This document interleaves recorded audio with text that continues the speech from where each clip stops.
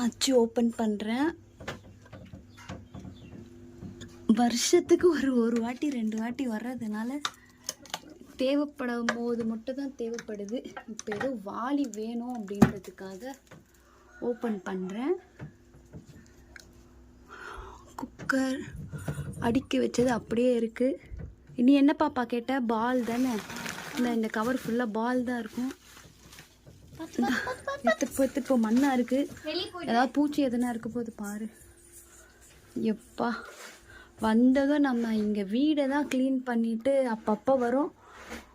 வந்துட்டு வீடை கொஞ்சம் இது பண்ணிவிட்டு இருந்துட்டு போக முடியுதே தவிர இதை க்ளீன் பண்ணவே முடியல நம்மளால்.